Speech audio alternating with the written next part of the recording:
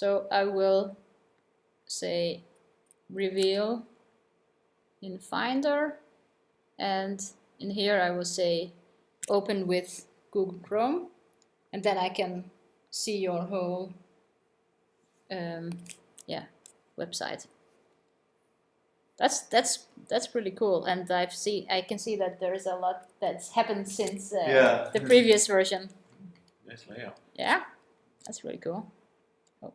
The only problem I faced with the email, when I changed the size for the website, the emails go, even though that the other elements same everything, but just the email. If you try to change the size, even I make the pictures can change with the website size. It can go big or smaller, and even the everything is just the email. Also, the image gets bigger and smaller. Yeah, but, I know. Yeah. But the email, what's happening with the? That is good. Yeah, I see that. Okay. But you see the other elements down, like the others, and everything's was okay. It's work perfect. It's not going anywhere. Yeah. Wow. So you pretty much created your first responsive website. Good job. That's really nice. Okay. That's why it took a long time. Yeah. I just missed. I wanted to add a footer from down, but I didn't get time. No worries. This is great.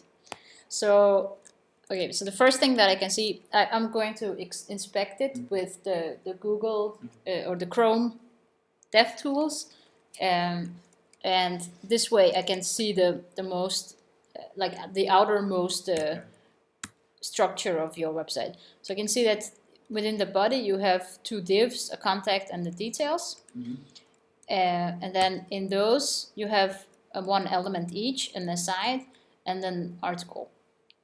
So I've already mentioned this to Merhavi and Tesfai that maybe this was a misunderstanding from last week, but you actually don't need to wrap things into a div unless there are multiple elements inside the div. So if you had like the article next to the aside inside the div, then it might make sense to wrap it inside a div. But you can actually like give a class to the aside directly. And use it, yeah. So whatever styles are on your div, you can just put it onto the aside, and then because you are selecting with a class, it will get the styles, and it doesn't matter if it's a div or an aside or an anchor or a paragraph. Actually, I start with because I don't have a lot of elements. Yeah. I start direct with aside. Yeah. To make it. I don't use div. I use direct aside and start to do it. Yeah. But I faced some problem because until now, even I use div, you can see that the background for the aside does not go all down. Yeah. Even though that I give like 100 or something, I change the size and everything, but still. Yeah, that is because you need the aside itself to have a height of 100%.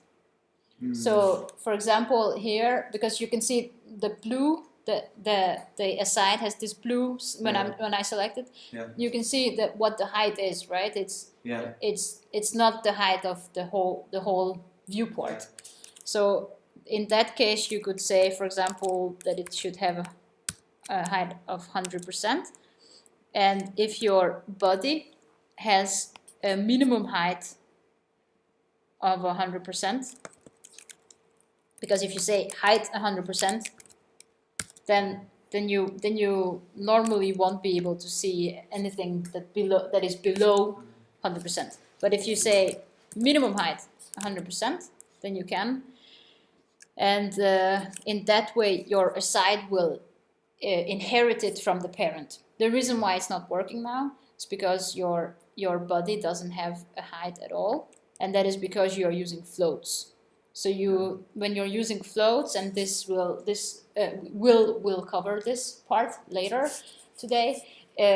But when you are using floats on children elements, then you need to clear the float on the body. Otherwise, it will mess up the natural height of your elements. Mm.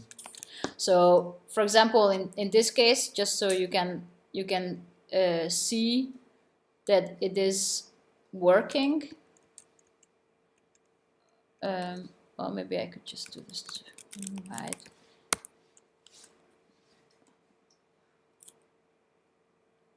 Oh, not viewport height. So this units, we will cover those as well. There are different units, right? There's pixels. Yeah. There is a percent. Yeah. Then there is other stuff. Among those, there is viewport height, which is VH, and viewport width, which is viewport width. Oh, sorry, VW, which is viewport width. So those are those relative or absolute? I guess those are relative. They are relative to your viewport, and viewport is whatever is available to your website. So if I close the inspector, then my viewport will be everything that is visible. If I make my website a little smaller, then the viewport will be everything that's in there. So the viewport width will be those pixels. The viewport height will be those pixels. Okay. But yeah, so I guess you could try to do that. I'm not completely sure why it's not working, but yeah, so the reason why the background is not going all the way down is because it doesn't have the height. Yeah. Okay. I guess we could just put it directly. That's why I choose this way to put the color. Yeah. Don't look. Yeah. You can see if I put it directly on, I could just directly put it on the contact. Minimum height 100 viewport height, then it will go all the way down. Can you refresh? Yeah, so if I refresh, then it's disappeared. Then it has disappeared. And if I put it back, minimum height 100 viewport height, then you see that it goes all the way. Can you see it? Yeah. So yeah, maybe if I could just say the background should be red, then it's a little more visible. So you can see it is going all the way down. Okay. But yeah, so that's one comment that you don't need to wrap things inside divs unless it makes sense for your situation. Yeah. So in this case, I would just put it directly, the classes directly on the aside and the article. Because sometimes when you face some problem and you try to figure it out, sometimes you make more mistakes. That would happen for me. Yeah, sure. Because like I told you, I start with I said there's no point to use the div because I have aside and I have article. So both can be block elements. Oh, so I can use it direct to style my web page. But then when I faced this problem, I said maybe I can use div. And then I start to add. Yeah, I see. Well, in that respect, there is no difference between a div and an aside, or a div and an article, or a div and a section, because all of them are block level elements. Yeah. And the other problem also for that list here, for the contacts. This one? Yeah. Because I don't want to have these dots beside because it looks ugly. I want it to be aside. So I make style for the list. Yeah. And then I remove everything and I make it in this way, but still I can see it's in center. You don't want it to be in the center? I want it to be in center. Yeah. But it's not. Because when I look at it, it's it was bothering me. Ah, in that way. Okay. Well, it's not in the center because, and the inspector is also very good for this because you can just use your keyboard arrows, up and down, in and out, or left and right. To collapse things and open them again and to navigate up and down, and then you can see that it selects it. So the green one is always the margin, the orange one is always sorry, the green one is always the padding, the orange one is always the margin, and the blue one is always the element itself. The context. Context. Yeah, so for example, in this case, it's the UL, right? Yeah. In this case, it's the div. In this case, it's the LI. In this case, it's the image, that's the blue, right? In this case, that's the aside.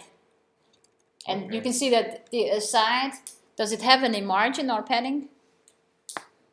Yeah, I think that should be. Because I make it from up a little bit, so it's going to go down. But look at spot selecting. Do you see any green or orange? No. So it doesn't have any margin or padding. Does the image have any margin or padding? No. No. Does the contact info have? Yeah. What does it have? It's badging. Padding. Badging. Yeah. What about the list? The Padding UL? and margin. It has both, right? Yeah. So the reason why it's not these ones are not centered is because of the green one over there. So if I say that the UL it should have a padding of 0, then it's going to be in the center, because now it's centered within the whole container. So the developer tools are very, very good at revealing things for you. Yeah, one minor. And that you used in Google? It's Chrome, yeah? This is Chrome, yeah. One minor comment would be that contact list might not be the best name for these, because list is actually the UL. This is a UL stands for unordered list, right? So that's a list, and the LI, those are actually list items. So you should probably call this, I don't know, contact item or contact list item if you want to avoid confusion, because when you are selecting in your CSS, then you don't see what element it is, right? If you're selecting with a class selector, that could be an anchor, a paragraph, a div, a section, a UL, or an LI. And in this case, if I was just reading your CSS without seeing the HTML, I would assume that this was either a UL or an OL, which is an ordered list, right? Okay. But yeah, that's just another thing. And then in here, I can see that you have wrapped your content into tables, right? Yeah. I don't think that's actually legal HTML to have a table inside an H3, because a table is a block level element, right? Yeah. And you are not allowed to have another block level element within that. So you would, in this case, you would probably use a div or a table outside, and if you want H3s inside, then you would put it within the TD.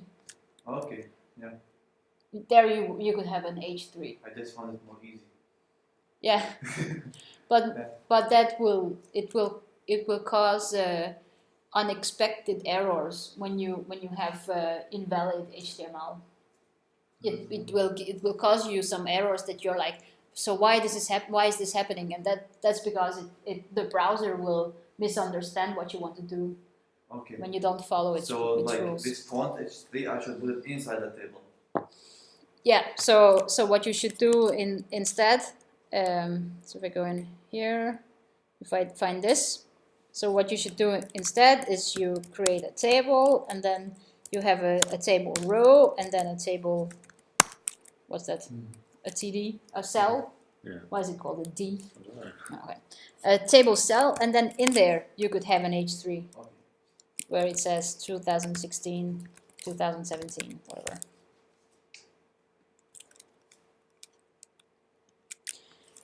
Right. Yeah.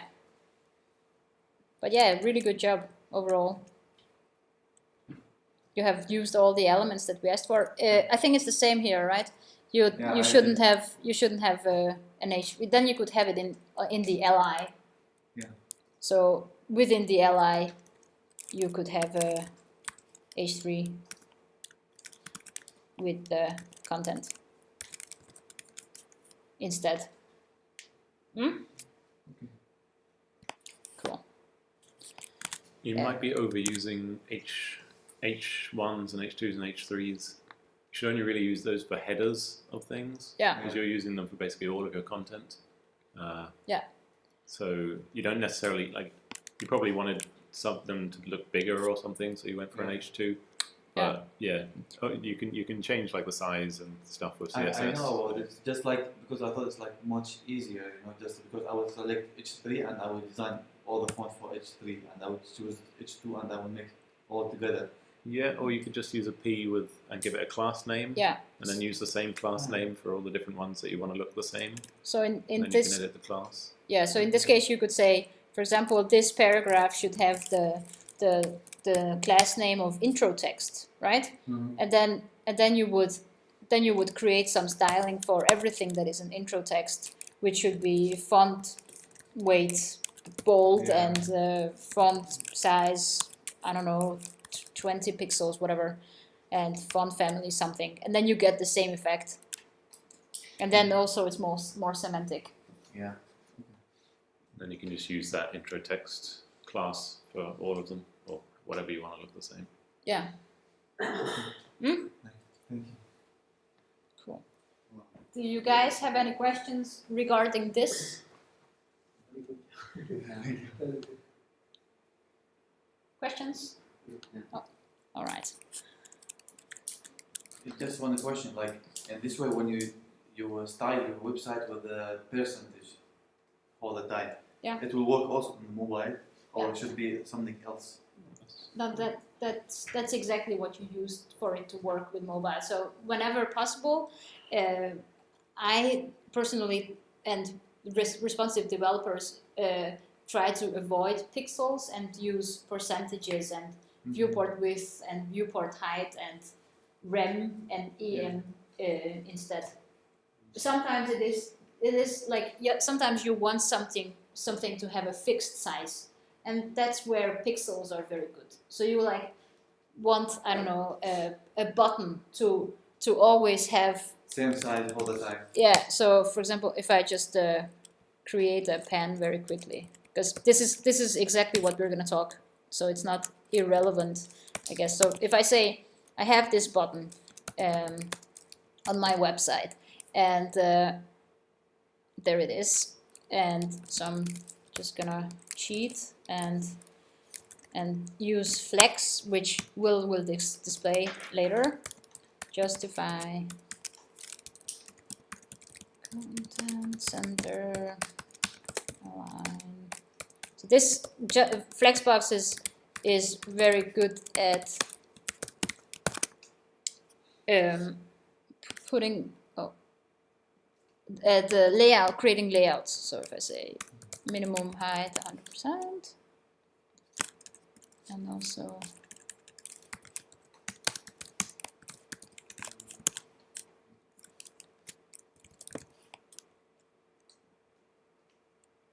I'm not sure why it isn't working. It used to. Anyway. So this way I can center stuff. Anyway, so if I have my button and I say it needs to have a width of 200 pixels, because that is the design of all my buttons. So it has to have this width everywhere. Then it's not gonna change ever. It will always be 200 pixels wide. But then I can, if I say that it has to have, I don't know, a width of 50 pixels, then, or sorry, 50%, then it will, then the width will change depending on how big your viewport is or actually the container. So 50% is a relative unit. Percent is a relative unit, and it is relative to its container. So in this case, there is nothing else inside the body, so it is relative to the body's width. Okay. So it will always be 50% of the body's width. My question: have you ever used it for a font? Font? Yeah. Like percent? Yeah. Yeah, actually, you can and you do use it sometimes. So, for example, if you on your body or your outermost element, if you say that the font size should be, for example, 16%, that is that's a pretty standard size that developers use. And then you have an H1, or maybe actually we should use class selectors. So we have a page title, right? So I'm gonna have a page title, hello world. And then I'm just gonna have another H1 without that. It's not gonna have the page title. And I'm gonna say this is another heading. So I'm gonna say the page title should have a font size of 200%.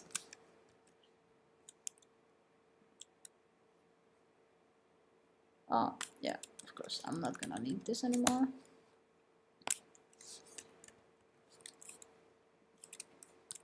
Is that working?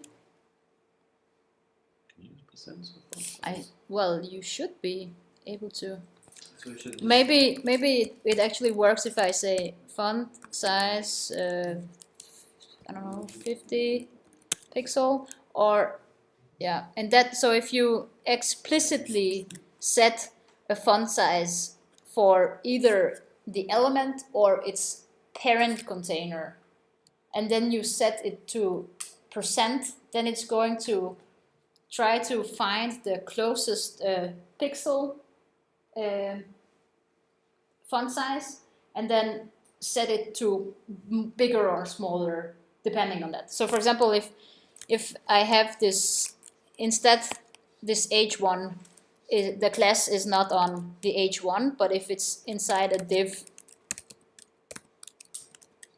with this class page title, and if I move it in there,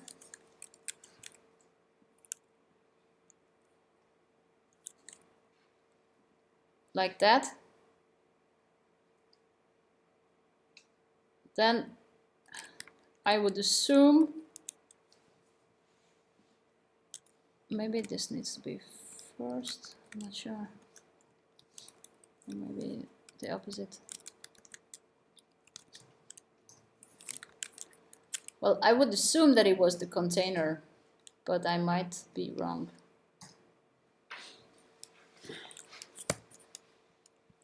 So now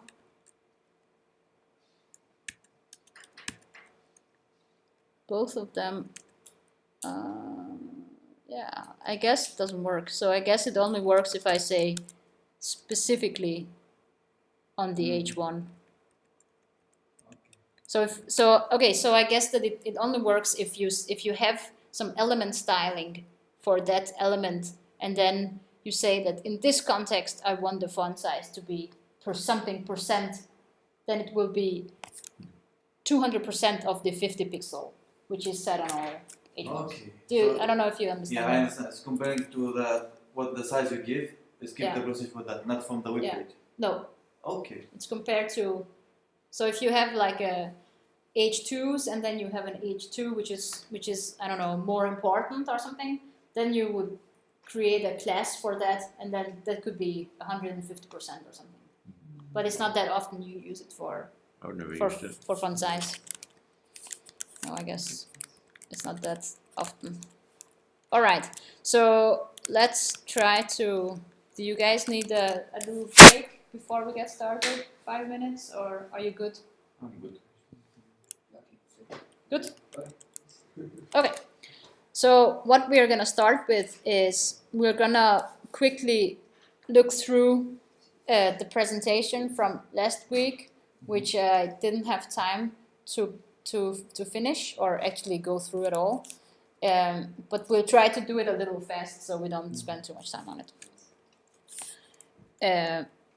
Okay, so yeah, this this is the way you select with CSS. We've kind of discussed that. Then can you all read it? Yeah. What's written here? We can zoom in a little bit, I guess. So there are different ways of selecting, right? You have used the tag selector, all of you, which is basically selecting the HTML elements, right? Can you say another tag selector? H1. H1, yeah. Can you say one? Paragraph, yeah. H3. H3, perfect. Then we have the ID selector. So that's the hashtag or the hash, which would select IDs, ID attributes. Is that clear? Yeah. Yeah, and that's something that's unique. So if you have an ID selector, which says heading, for example, then you're not allowed to give that ID to multiple elements on the same web page, and that's partly why ID selectors are not used anymore. They are very rarely used. In some cases you need them, but for you I would say don't use them. Just you probably everything you want to use with IDs for you can solve with classes instead. So classes are basically the selector types that took over IDs, and they are written like dots. And yeah, you have also used these. So I have a question. If I have this name called para, and then if I have this selector, and then I say this should have color red, and then if I have a heading that has the class para, hello, and the paragraph that has the class para, will both be selected? Yeah, they will be. So class, the thing that can be confusing but also very powerful in CSS is that if you select the class without the concrete HTML element, then everything, all sorts of elements that have the class will be selected. So be careful not to give the same class name to multiple things. Or we can add another class over it, like para2 or para, like para paragraph. Yeah. Then we can like more specify. Yeah. Yes. Yeah. So you would, yeah, like para, and then you could use the, yeah. So if it's not called exactly the same, yeah, then it will not be selected. No, What I mean, what if I mean. what if I do that? That's what I mean. Okay. Yeah. We have to use P after the class. Like this. P. No, after the that para P. That para. P. It selects only the paragraph. Like this? No, it's not like that. Well, what is it selecting if I write that? It selects only for the paragraph. No. No. We should We write have to change. Yeah. What? How do you select only the paragraph that is para2. Like dot para space para2. like that? Yeah. P that para. Well, let's try it out. So if I want that paragraph to be blue, right? Let's see if it turns blue. Oh, it doesn't. Can anyone explain me why? If you look at the HTML structure, so what does space mean in CSS? It's something inside. Is there a paragraph inside something with the class para?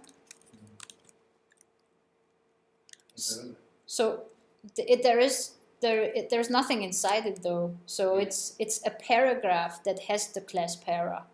It is not. So what you're doing here, if you wanted to select a paragraph, then you would probably have to have a div that has the class para, where you have a paragraph inside it. That's what you're selecting right now. Then it gets blue. And this doesn't need to be a div. It can be a section or another P. Oh, well, that's not legal, but yeah, you could have anything in here. it would select it. So if you want to target the paragraph with the class para, then you would write p dot para, and in one word. That's very important that you don't have spaces, because spaces mean that they are inside each other. So what's up with here? If I write color green, will that work?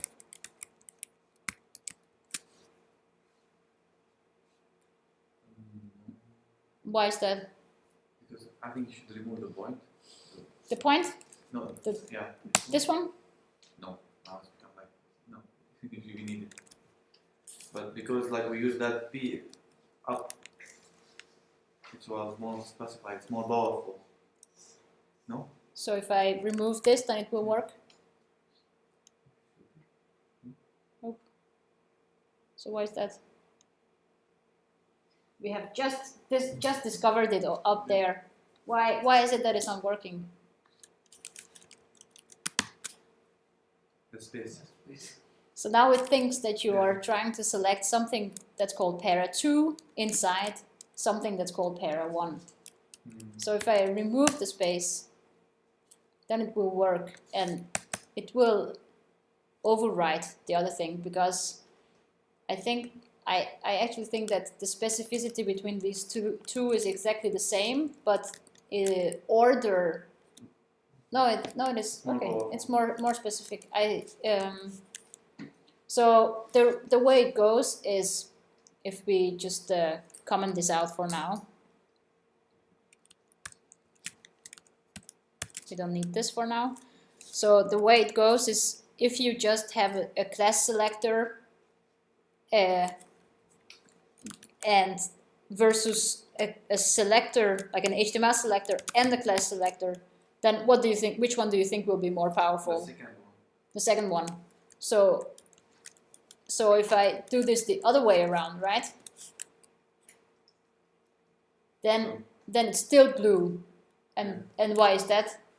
Because it's more specified. It's more specific. So if I add a p para to that, then it will override. Yeah. So if I have exactly the same thing, then whatever comes last will work, right? Yeah. So order means something in CSS, but specificity means something even more. So if we get back to this example, so apparently, if you have two class selectors, that is more specific than an HTML tag and a class selector. So that's good to know. Right. So that's about classes. Then we have the tag with the class selector. We have covered that. Do you know this one? Grouping selectors. Have you used it in your code so far? This one? Can you help me do that? Grouping selectors. So what it does is you select multiple things. For example, if you want to use the color for all fonts, yeah, you can use that. So how would I do that? So if, let's say that I want to style, yeah, and I'm just gonna remove this so they don't have the same class. So if I want to color both the H1 and the paragraph red, how would I do that? H1, come on. H1, comma P. Yeah. Without space. No? Without space. Yes. And then you write color. And then color red. Yeah, that works. And actually, if you have a comma, then you are allowed to have a space afterwards. Okay. Yeah. So it's then it will. It's a whole new selector. It's not part of, or it's not like nested. I become scared from space. Yeah, I understand. But space is actually very good. Also, like after your selector, it's standard to write a space. Do you guys get this? Why both of them are Yeah. selected here? Grouping, right? Yeah, and then normally when you select multiple things, then you would write them in a new line. So it's easier for you to see that you are selecting multiple things. Can you tell me another way of selecting both if I don't want to use the HTML selectors? I want to color them both red. By class. By class, you can just write the class. Yeah, so what do I write? Like point, para, comma, point, para. Para? Yeah. Yeah. Well, that one is called para 2 though. Yeah. So I would write both. Then both will work. And then you would add the new line. There you go. Cool. So that's standard to choose another line like that. We should write it in this way, or it is standard to write it in the new line because that way it's easier for you to see when you have a lot of lines of code and you're skimming it that you're selecting multiple things. okay. It's more readable as well for other people To okay. understand. Yeah, because sometimes you will have like something like you want the P and the UL and the OL and the div and whatever. You want all of them to be selected. If they are next to each other, all of them, then it's gonna be hard for you to see how many you are selecting, right? Okay. So yeah, cool. So that was the grouping of selectors. Then we have the descendant and the child selectors. So can anyone tell me what the difference between? I'm just gonna have a UL with an LI.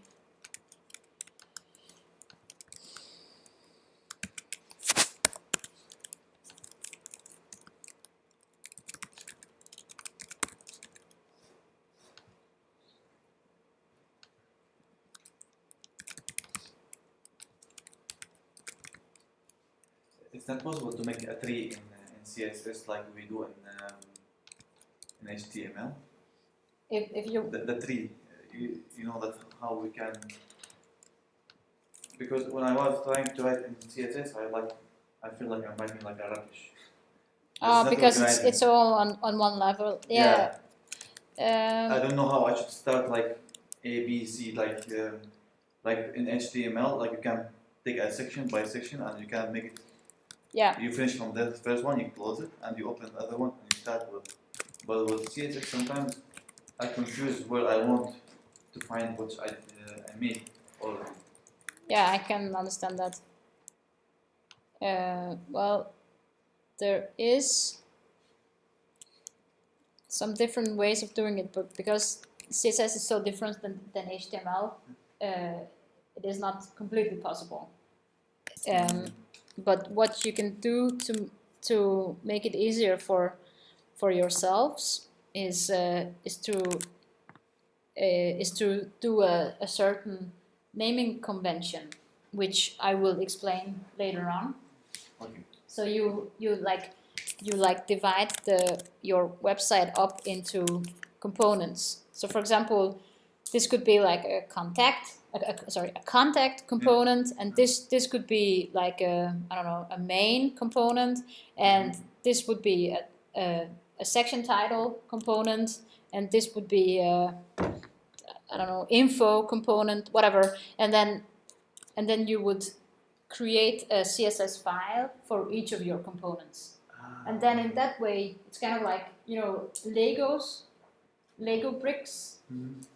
You basically build up your website like Lego bricks, and you can reuse the same one multiple times. So for example, if you have a section title Lego brick or component, then you can use it multiple times and it will look the same, but you only need to style it once. Okay. So if you want to change all of your section titles, then you will only have to change it one place, and it will happen on all your website. Okay. It's just I need to link each with that file from CSS. You need to link all of your CSS files to the HTML file. for it to happen.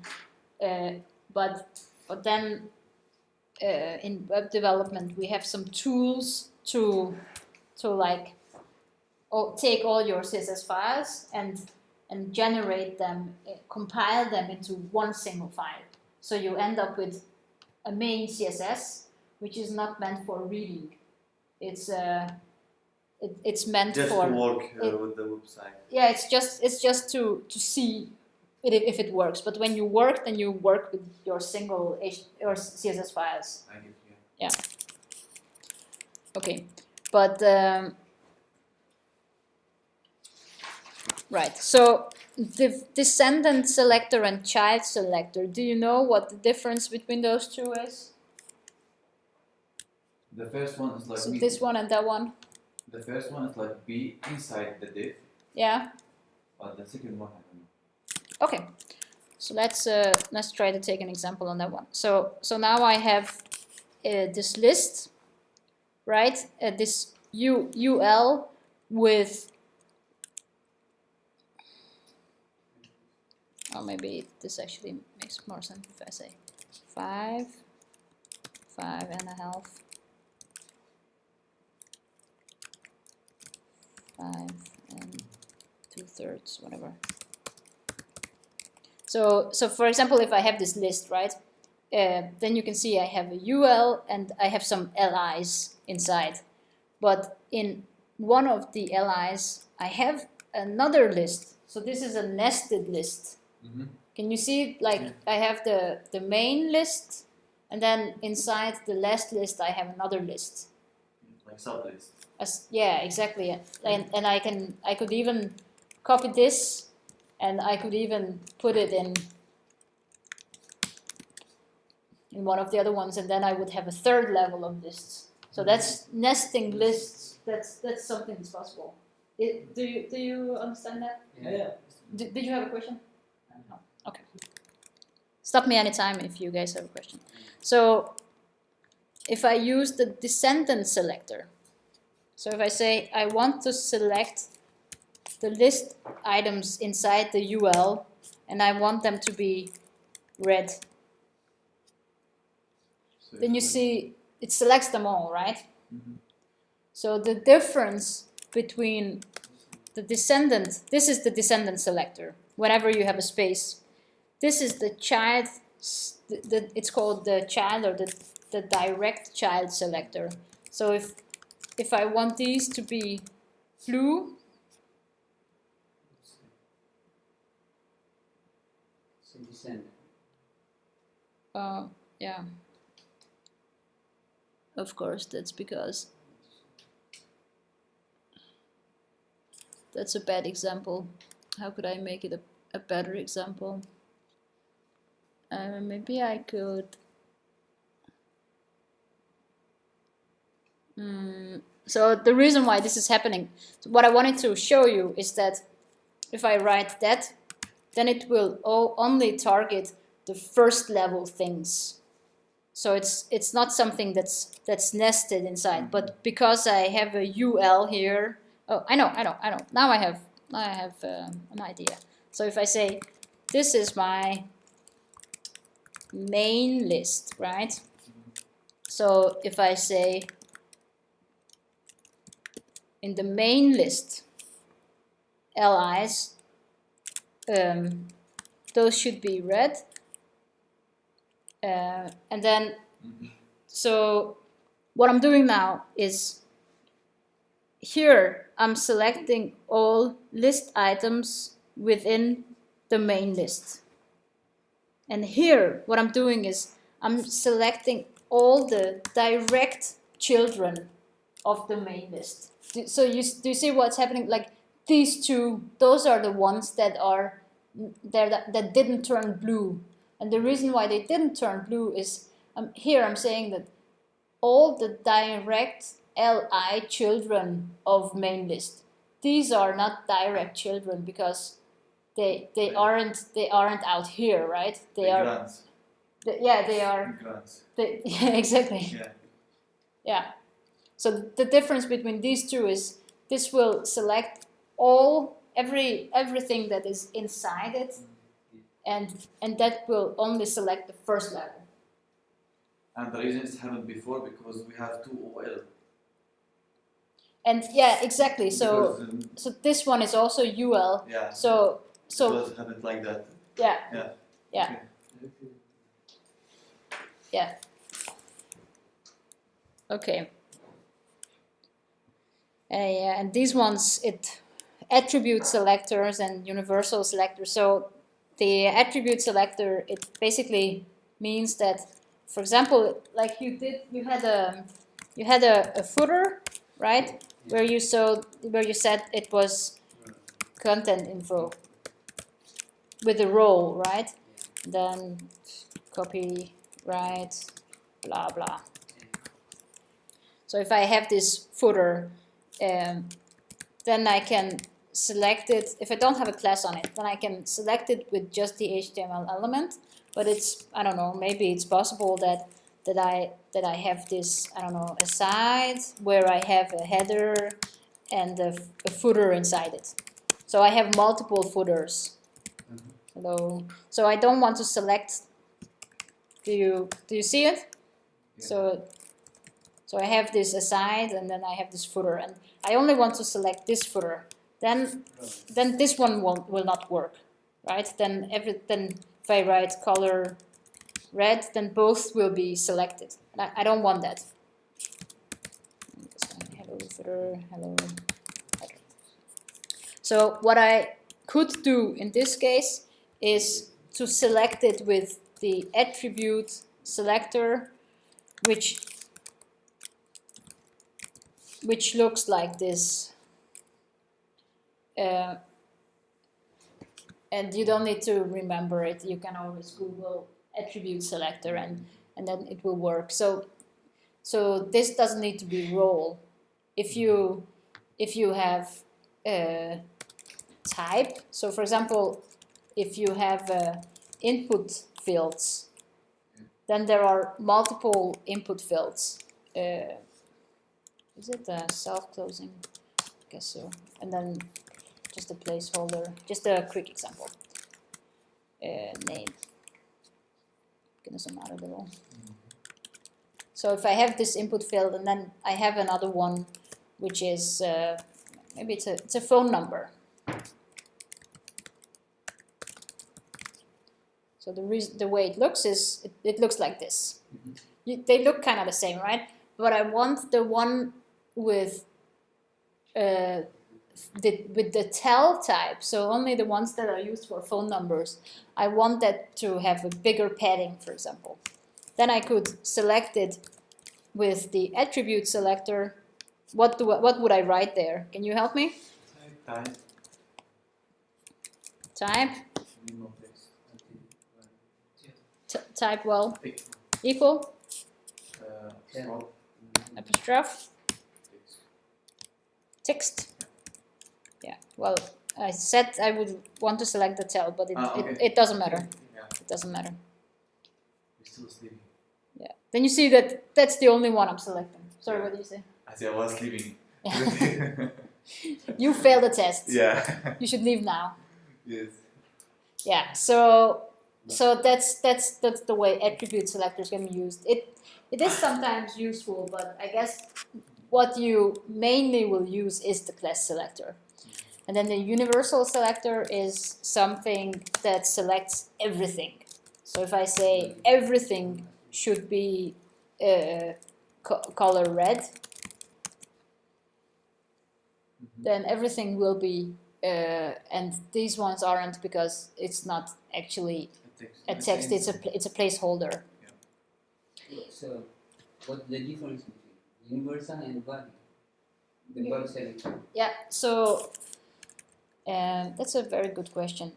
So this one will basically, the way the browser reads it's going to say, okay, so all HTML elements that exist, I want to select. And it will just list blah blah blah blah. It will just list all of them and apply this style to. So if you select with the body, it will only select the body element. So that means that if you have some styles on your paragraph, which should be color blue. Oh, yeah, I don't have a paragraph. If you have it on your footer, for example, that your footer text should be blue, and you set that the body should be red, then the footer will override it. Because and we can inspect this. So if I go into inspect mode over here and inspect the styles that the footer has, then you can see that if I remove this, then it will be blue, or sorry, it will be red, because it inherits it from the body. Can you see? And then the footer overrides it. If I say that this should be, I guess that's I mean, it's still gonna override it if I write this. Yeah, but it's gonna, I guess the way you use it is not, you don't use it like this. You would maybe use it like everything that you have inside the footer should be blue, or in this case everything that's inside the aside should be blue. And you can also use it with the descendant selector instead. And that will, if you have multiple levels, then it will select them all. Yeah, but this is, again, it's something that you don't really use. It's, well, people used to say it's bad for your performance. Nowadays, it doesn't really matter. It's not really about performance anymore. It's just confusing for yourself to select everything. It's better to use classes. One thing you would use it for is the box sizing. I don't know if you probably haven't heard about it yet. We will cover it later as well. But yeah, that's box sizing. So we have to use the universal selector. Yeah, it's something that you set up in your webs, in all your projects basically. If you watch the video that I made on week 1 homework, I actually show it there. So that's covered there. All right, so that's done. I think we should take a short break.